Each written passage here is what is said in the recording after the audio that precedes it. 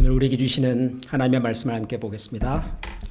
구약 성경 창세기 10장, 창세기 9장 32절부터 10장 9절까지를 10장 32절이군요.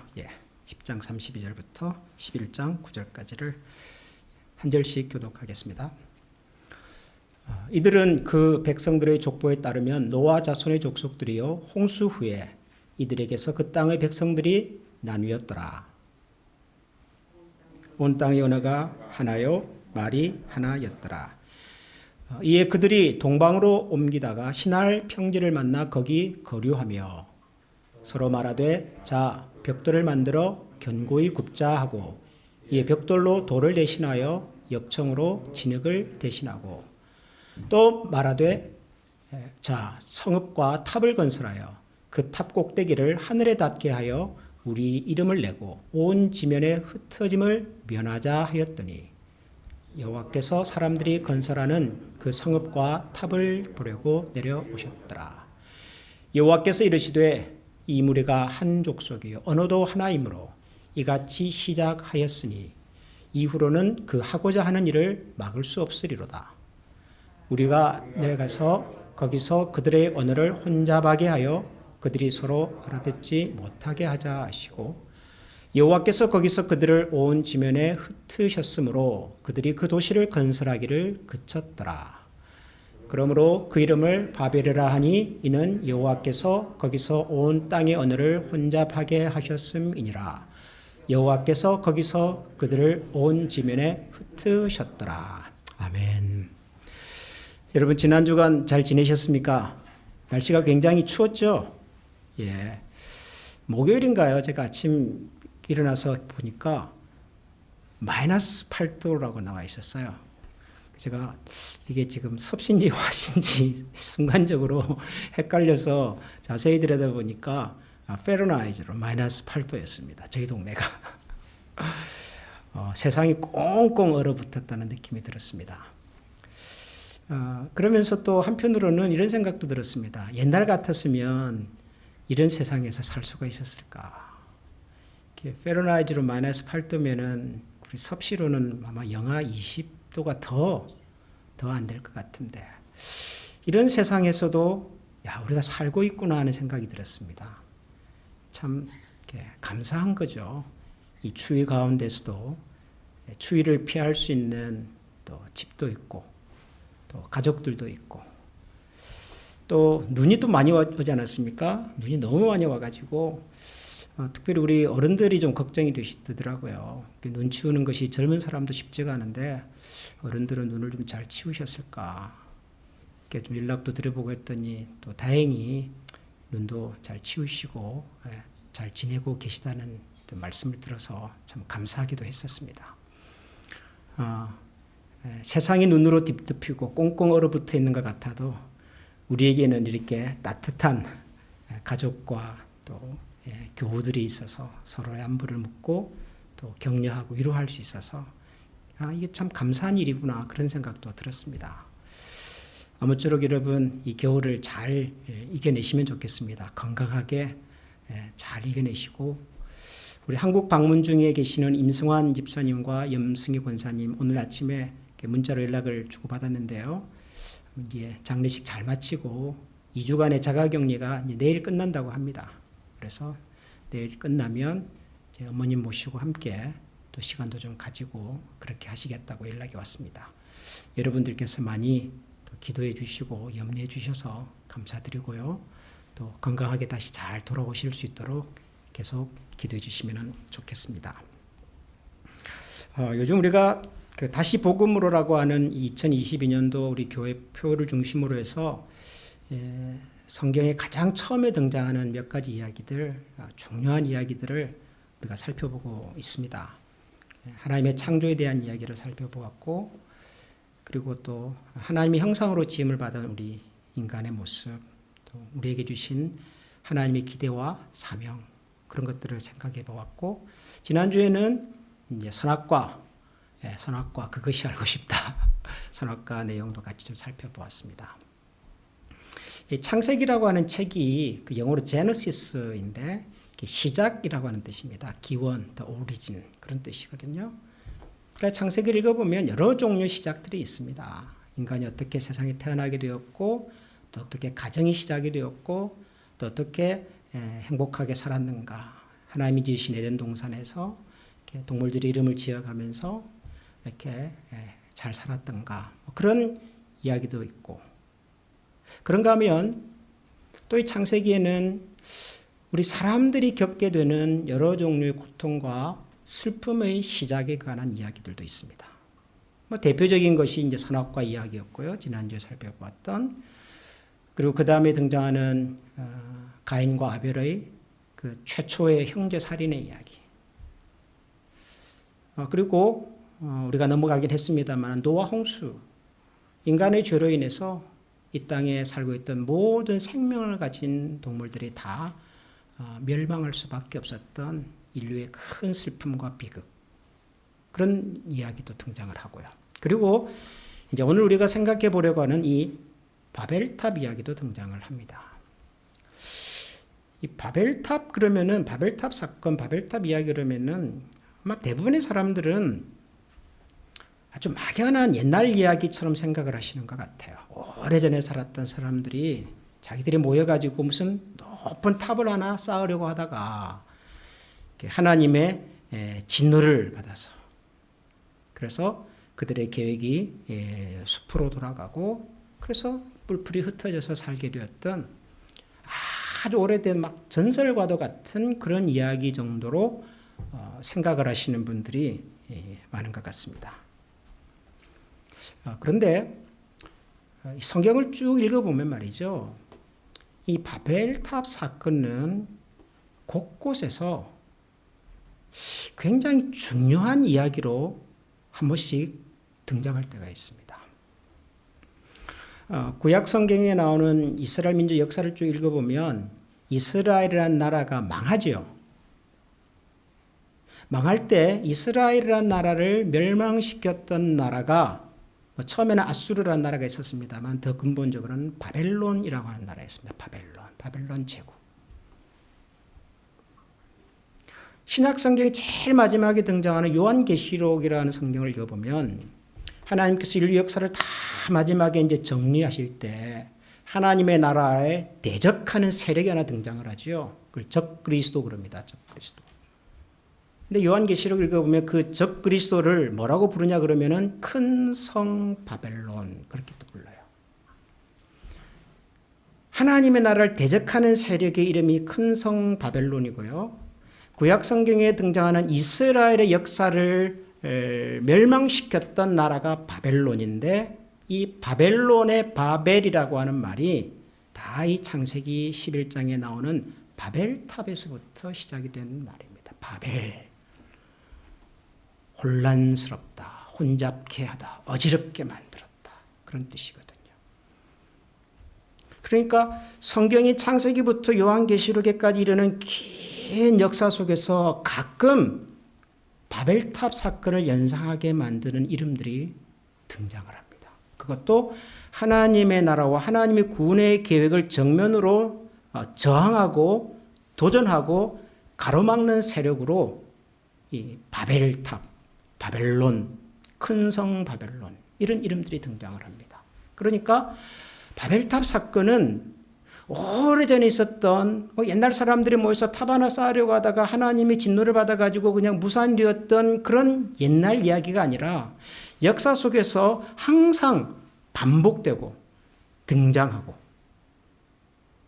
그리고 어쩌면 우리가 살고 있는 지금까지도 여전히 그 바벨탑 사건의 흔적들이 남아서 곳곳에서 그날의 고통과 슬픔과 그날의 그 아팠던 이야기를 리마인드 시키는 것. 여러분 이것이 바벨탑 사건입니다. 그래서 바벨탑 이야기는 우리가 생각하는 것보다 굉장히 중요하고 심오하고 그리고 비중이 있는 이야기입니다. 성경에서. 근데 우리가 바벨탑 사건을 그렇게 심각하게 잘 들여다보지 않습니다. 그 앞에 나오는 노아 홍수 이야기가 워낙 유명하고 크다 보니까 거기에 가려져서 그냥 바벨탑 이야기는 한번 쓱 지나가 버리는 이야기 정도인데 오늘 그 바벨탑 사건을 좀 들여다보려고 합니다. 도대체 이 바벨탑 사건의 본질이 뭔가? 왜 이런 일이 일어났는가? 이 사건을 통해서 하나님은 우리에게 뭘 말씀하려고 하셨을까? 먼저 오늘 우리가 읽은 창세기 11장 1절을 한번 다시 보겠습니다. 1절부터 제가 읽어보겠습니다. 온 땅의 언어가 하나요 말이 하나였더라. 이에 그들이 동방으로 옮기다가 신할 평지를 만나 거기 거류하며 서로 말하되 자 벽돌을 만들어 견고히 굽자 하고 이에 벽돌로 돌을 대신하여 역청으로 진흙을 대신하고 또 말하되 자 성읍과 탑을 건설하여 그 탑 꼭대기를 하늘에 닿게 하여 우리 이름을 내고 온 지면에 흩어짐을 면하자 하였더니 탑을 쌓고 있습니다. 언어가 하나요 말이 하나였던 시대에 어떤 무리의 사람들이 동방으로, 이 동방이라고 하는 것은 에덴 동산을 중심으로 해서 동쪽이다 그런 뜻입니다. 옮겨가다가 신할이라고 하는 평지를 만나서 거기 머물러 살고 있었는데 거기서 이 사람들이 뭘 하냐 그러면은 뭐 벽돌을 긋고 뭐 역청으로 뭘 대신해서 탑을 쌓자. 바벨탑 사건입니다. 근데 우리가 이 바벨탑 사건을 읽으면은 이 사람들이 탑을 쌓았다 생각을 하잖아요. 바벨탑을 쌓았다. 그래서 이 사건의 이름은 또 바벨탑 사건이죠. 그런데 정확하게 말하면 이 사람들이 지었던 것은 탑이 아니라 도시였습니다. 도시. 정확하게 말하면 탑이 있는 도시를 건설하는 것이 목적이었습니다. 그래서 사절을 보면 또 말하되 자 성읍과 그리고 탑을 건설하여 Let us build ourselves a city with a tower that reaches to the heavens. 핵심은 도시입니다. 도시. 도시를 짓는데 어떤 도시를 짓느냐? 그 도시 안에 큰 탑을 하나 쌓자는 겁니다. 물론 이 탑이 이 도시의 성격을 보여주는 탑입니다. 그래서 이 탑이 중요하고 우리는 이 사건의 이름을 바벨탑 사건이라고 부르기는 하지만 사실은 탑이 아니라 도시를 건설하는 것이 목적이었습니다. 그리고 그 도시 안에 탑을 하나 쌓자. 근데 이제 이 탑이 좀 묘한 탑인 거죠. 어떤 탑이라고 그러죠?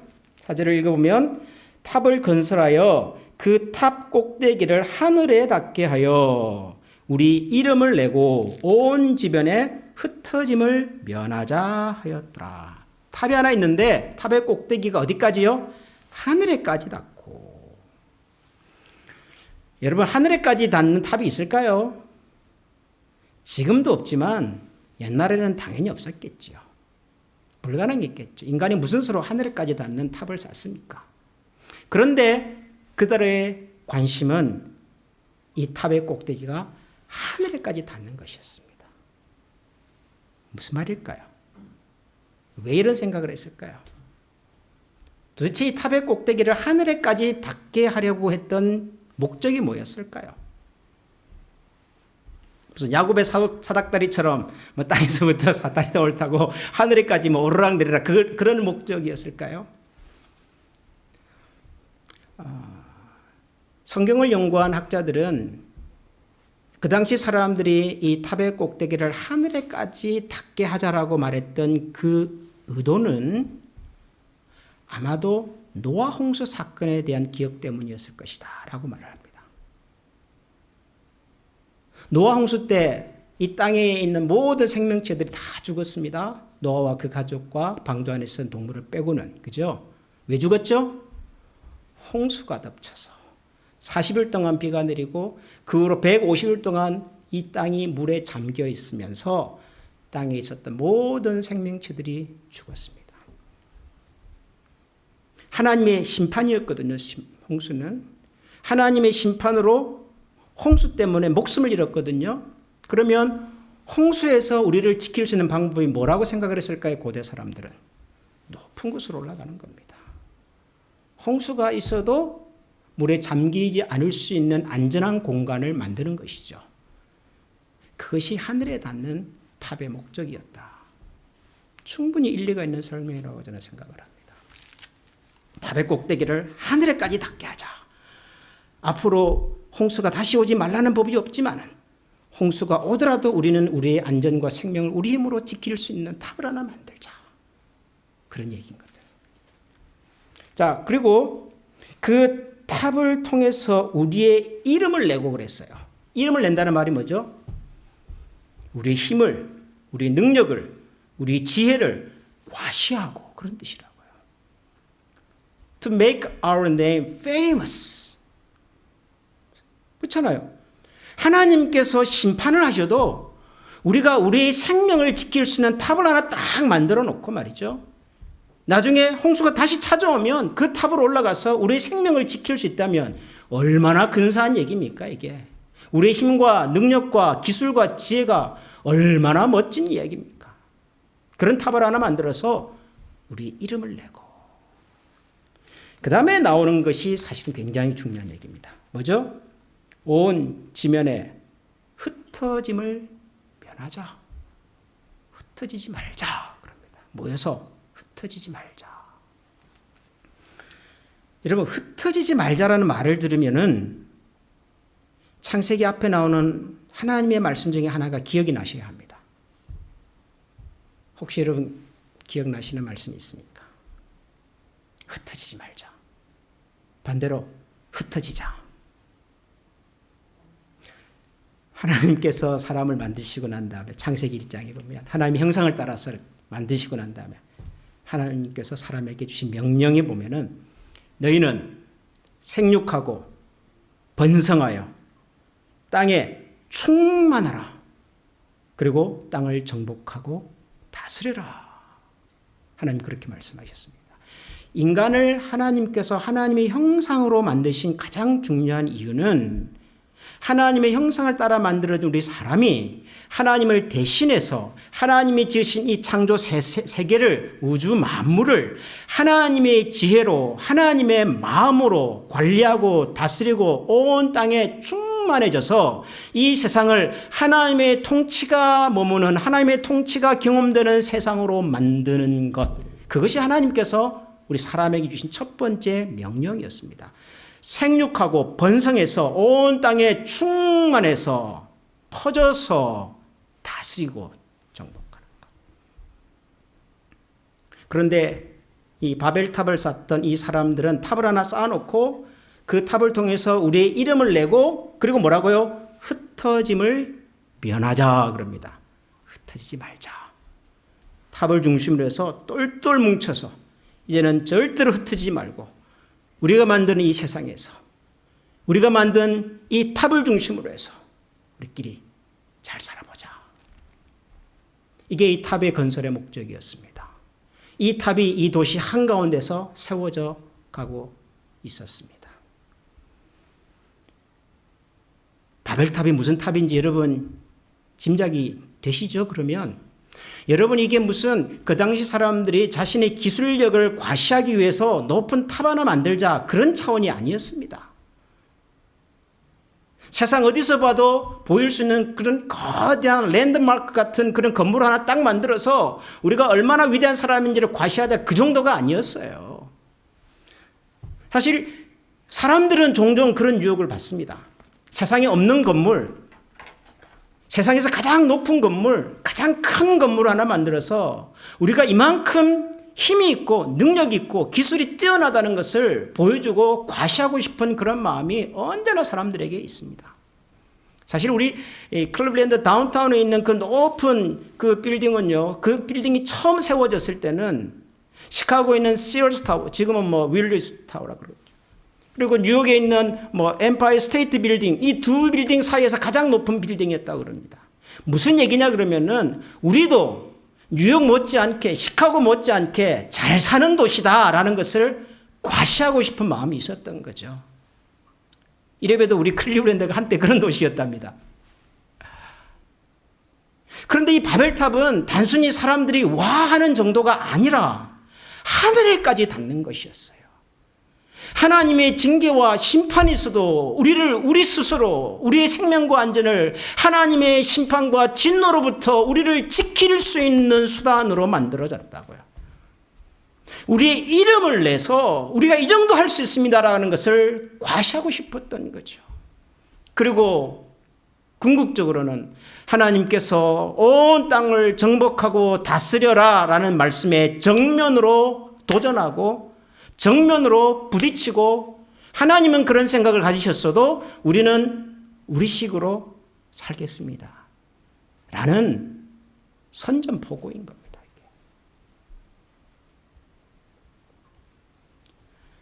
사람들은 어지간하면 다른 사람이 시키는 대로 살고 싶지 않습니다. 사람들이 제일 싫어하는 것 중에 하나가 누가 내 인생에 간섭하는 겁니다. 여러분 그렇잖아요? 아이들도요, 부모가 무슨 얘기를 한마디 하면 그렇게 싫어해요. 아, 내가 하려고 그랬는데 말이지, 꼭 뭐 이러면서. 언제 하려고 해서 하기는.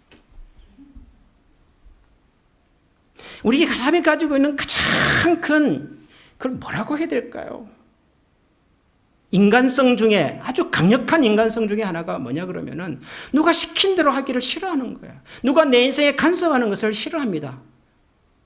내 뜻과 내 생각과 내 판단과 내 의지가 가장 중요하다고 생각하면서 사는 겁니다. 이것이 우리 사람이 가지고 있는 가장 큰 인간의 본성 중에 하나예요.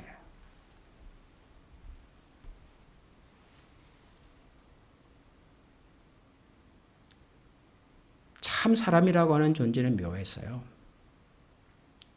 우리에게 시간이 주어지고 힘이 주어지면 항상 내 생각을, 내 마음을, 내 관심을 내가 만든 내 세상에서 행복하게 살고 싶은 그런 욕망이 꿈틀거리는 존재입니다. 절대로 우리는 하나님이 시킨 대로 살기를 원치 않아요. 근데 여러분, 이 사람들이 누군 줄 아세요? 이 신할 평지에서 탑을 쌓고 도시를 쌓아가지고 우리끼리 흩어지지 말고 잘 살아보자라고 말했던 이 사람들이 누군 줄 아십니까? 제가 오늘 성경 본문을 일부러 창세기 10장 제일 마지막에 나오는 구절부터 읽었습니다. 여러분 10장 32절을 한번 다시 보시겠습니까? 10장 32절을 보면, 이들은 그 백성들의 족보에 따르면 노아 자손의 족속들이요 홍수 후에 이들에게서 그 땅의 백성들이 나뉘었더라. 홍수 후에 노아를 통해서, 노아의 자녀들을 통해서 등장했던 사람들입니다. 이 백성들입니다. 그리고 11절로 가면은 온 땅의 언어가 하나의 말이 하나 있더니 이에 그들이 동방으로. 누구예요? 노아의 후손들입니다. 노아의 후손. 여러분, 노아의 후손은 어떤 사람들이냐 그러면은, 하나님께서 처음에 아담과 하와를 지으시고, 그리고 아담과 하와의 불순종으로 인해서 죄악이 찾아오고, 형 가인이 동생 아벨을 죽이고, 그리고 가인이 하나님의 면전에서 쫓겨나서 자기들끼리 모여서 성을 짓고 살다가 불행이 찾아오고, 그러다가 어느 날 이 세상에 사는 모든 사람들의 생각과 마음이 온통 죄밖에 없고 악밖에 없는 것을 하나님 보시고는 홍수로 심판을 하셨습니다. 노아와 그의 가족을 제외한 모든 인간을, 모든 생명체를 홍수로 다 심판하셨어요.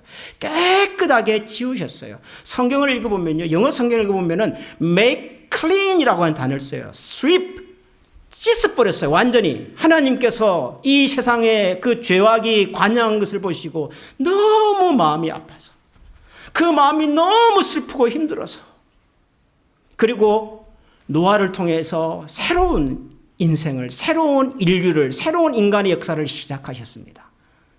노아는 새로운 인류의 첫 사람이었습니다. 그리고 그의 후손들을 통해서 새로운 인류의 역사가 시작이 됐다고요. 그런데 새로운 인류의 후손들이 한 일이 뭐냐 그러면은, 신할 땅 평지에서 도시를 하나 만들어가지고 탑을 하늘에까지 쌓고 자기들이 이름을 내고 흩어짐을 면하자고 서로 격려하면서 용기를 북돋으면서 하나님께서 주셨던 하나님의 명령에 정면으로 거스르는 삶을 살았더라고요. 누가요? 노아의 후손들이 그랬다고. 노아의 후손들이. 가인의 후손이 아니에요. 가인의 후손이. 노아는 셋의 후손입니다. 의로운 백성, 의로운 자손들의 후손이 이러고 있었다고요. 홍수를 통해서 혼이 났으면 정신을 차려야 되는데 인간은 정신을 차리지 않습니다. 그들의 조상이 의인이고 뭐 세상에서 가장 뛰어난 의인이었다 할지라도 후손들은요, 기회만 있으면, 시간만 있으면, 힘과 능력만 확보되면은 수단과 방법을 가리지 않고 하나님이 만들어 놓으신 원리와 질서에 도전하고 싶어 하는 것이 그게 인간이더라고요. 그게. 하나님의 마음이 너무 아프셨어요. 그래서 5절을 보면 하나님께서 땅에 내려오셔서 이들의 모습을 보셨습니다. 5절, 여호와께서 사람들이 건설하는 그 성읍과 탑을 보려고 내려오셨더라. 여호와께서 이르시되 이 무리가 한 족속이 언어도 하나이므로 이같이 시작하였으니 이후로는 그 하고자 하는 일을 막을 수 없으리로다. 자, 우리가 내려가서 거기서 그들의 언어를 혼잡하게 하여 그들이 서로 알아듣지 못하게 하자 하시고, 여호와께서 거기서 그들을 온 지면에 흩으셨으므로 그들이 그 도시를 건설하기를 그쳤더라. 여러분, 탑이 무너졌다가 아니라 성경은 그 도시 건설이 중단되었더라 라고 얘기를 합니다. 9절, 그러므로 그 이름을 바벨이라 하니 이는 여호와께서 거기서 온 땅의 언어를 혼잡하게 하셨음이니라. 여호와께서 거기서 그들을 온 지면에 어떻게 하셨어요? 흩으셨더라.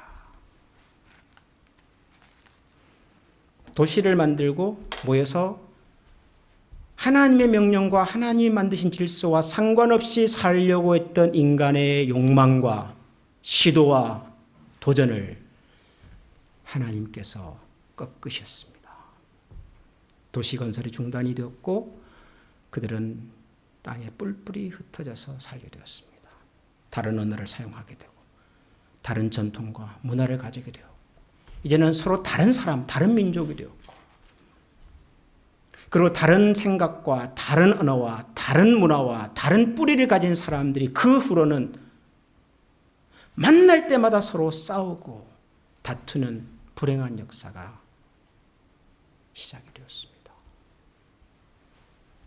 지금도 우리가 살아가는 세상에서 사람들이 싸우는 가장 큰 이유가 뭐죠? 뭐 때문에 싸우죠? 뭐 욕심 때문에 싸운다. 자기 이기심 때문에 싸운다. 여러 가지로 설명할 수 있지만 사람들이 싸우는 가장 큰 이유는요, 나와 다른 사람들을 만나서 나와 다른 생각과 문화와 가치관이 충돌하면서 그들에게 지지 않고 싶어서 그들을 굴복시키고 싶어서 그래서 싸우는 거라고요. 힘이 없으면 덜 싸우겠지만 인간에게 힘이 주어지고 시간이 주어지면요 훨씬 더 많이 싸웁니다. 죄송하지만 인류가 옛날에 1차 세계대전, 2차 세계대전을 통해 수많은 사람들이 전쟁으로 죽었고 그 이후로는 큰 전쟁이 없는 것 같지만 지금도 우리가 살아가는 이 지구촌 곳곳에서는요 전쟁으로, 총칼로, 테러로 누군가를 억압하고 굴복시키기 위해서 사람의 생명을 해치는 일들이 버젓이 일어나고 있습니다. 우리 귀에 잘 안 들리지요. 그런 얘기는 소개를 잘 안 하지요. 그러나 지금도 곳곳에서 수많은 사람들이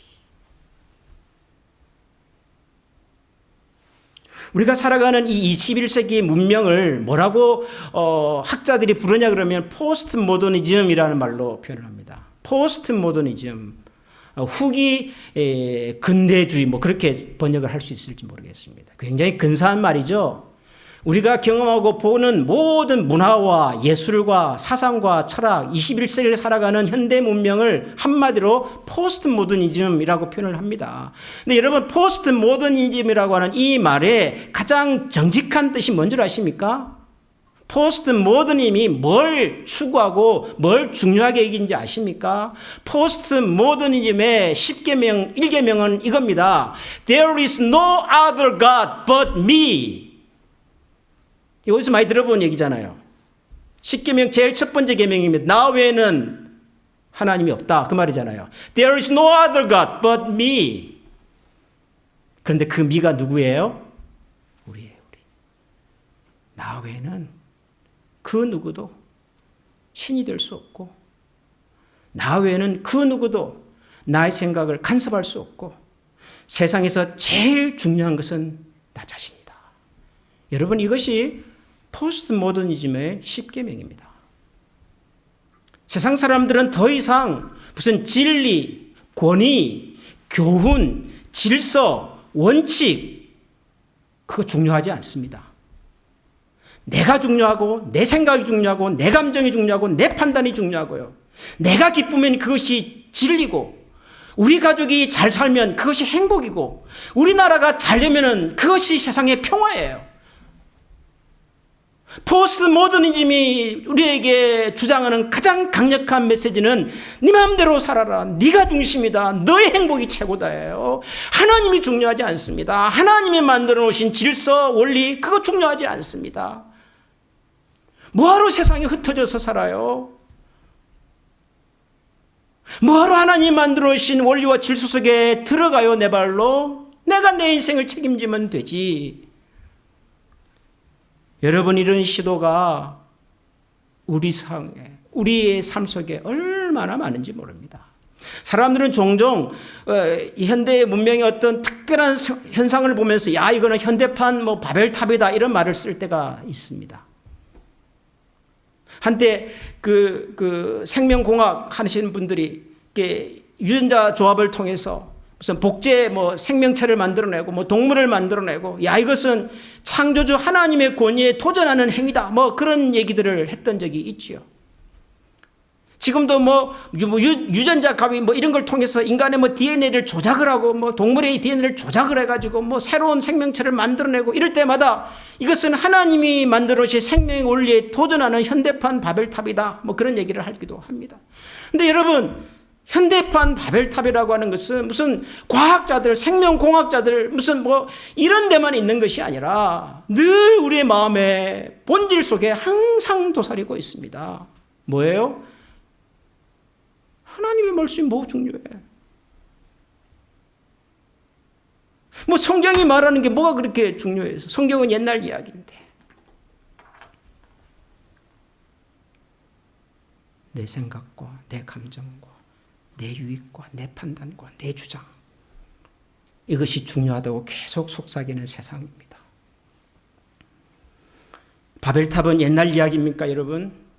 바벨탑 사건은 오래전에 있었던 사건으로 끝난 것일까요? 아니면 지금도 우리는 순간순간 하나님께서 나를 위하여 만들어 놓으신 내 삶의 길과 그분이 가지고 있는 나를 향한 그분의 마스터 플랜이 아닌 내 생각을, 내 관심을, 내 가치관을, 내 유익을 더 앞세우면서 살고자 하는 그런 유혹들이 혹시 우리 속에는 없는가? 여러분, 다시 복음으로 2022년을 시작하는데요. 복음의 핵심은 아주 단순합니다. 하나님을 하나님으로 섬겨드리고요. 우리는 우리의 자리에서, 우리를 두신 그곳에서 우리의 몫을 성실하게 감당해가는 것입니다.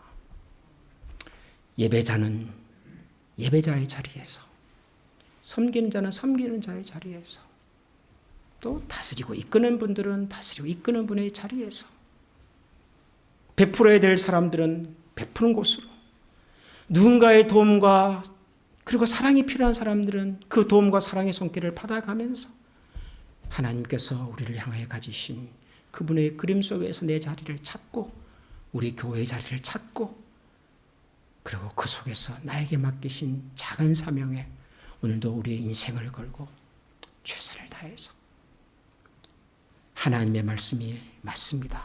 하나님의 계획 속에 내 인생을 걸겠습니다. 이런 중심으로 함께 살아갈 수 있는 그런 우리 한미 가족들이 될 수 있기를 소원합니다. 여러분, 이 시간에 우리 한번 같이 기도하십시다. 바벨탑 사건은 절대로 옛날 이야기가 아닙니다. 지금도 우리 속에서 끊임없이 우리에게 기회와 시간과 힘이 주어지면 꿈틀꿈틀 도사리고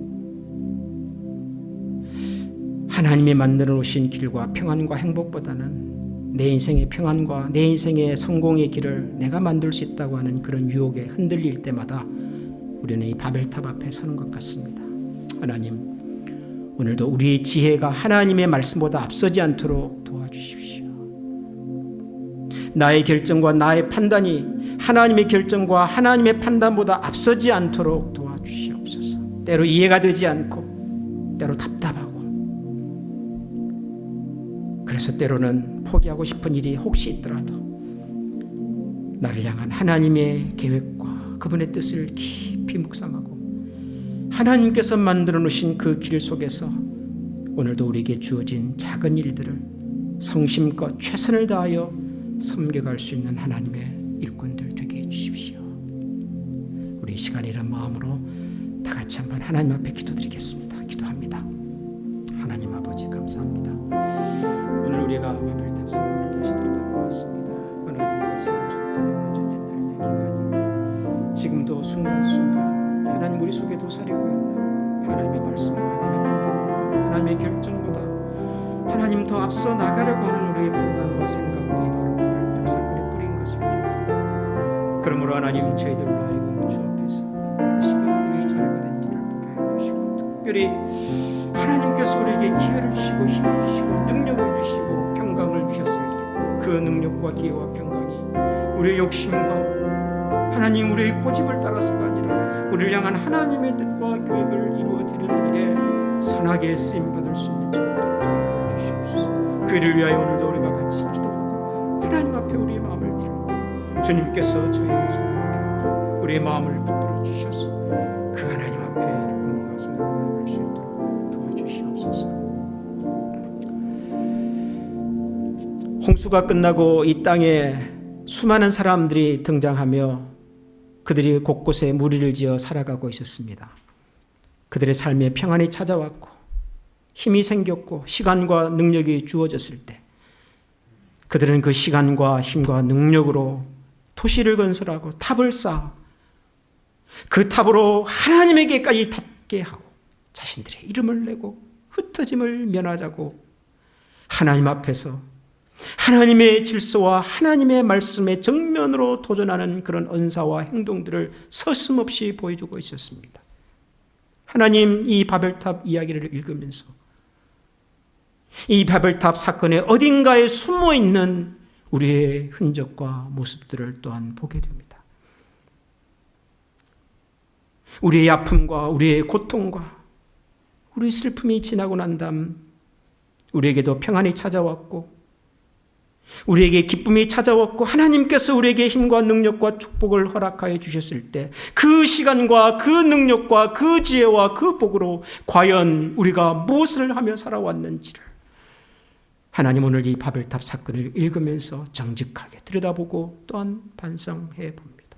하나님께서 우리에게 시간을 주실 때, 기회를 주실 때, 능력을 주실 때 그것으로 우리의 욕심과 우리의 고집을 위해서가 아니라 우리를 향한 하나님의 뜻과 하나님의 소원과 마음을 헤아리고 그 하나님의 뜻을 이루어드리는 일에 하나님 저희 모두가 2022년에는 선하게 쓰임받을 수 있도록 도와주시옵소서.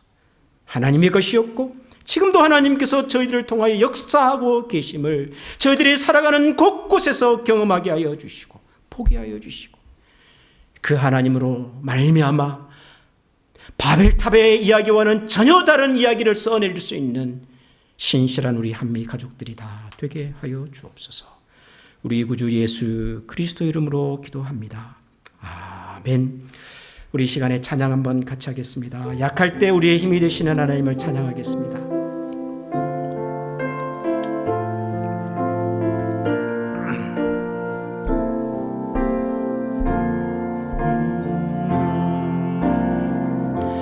약할 때 강함 되시네 나의 보배가 되신 주 나의 모든 것 주 안에 있는 보물을 나는 포기할 수 없네 주 나의 모든 것 십자가 죄사하셨네 십자가 죄사하셨네 주님의 이름 찬양해 주 나의 모든 것 쓰러진 나를 세우고 나의 빈 잔을 세우네 주 나의 모든 것 예수 어린 양 전 귀한 이름 예수 어린 양 전 귀한 이름 예수 어린 양 전 귀한 이름 예수 어린 양 전 귀한 이름 예수 어린 양 전 귀한 이름.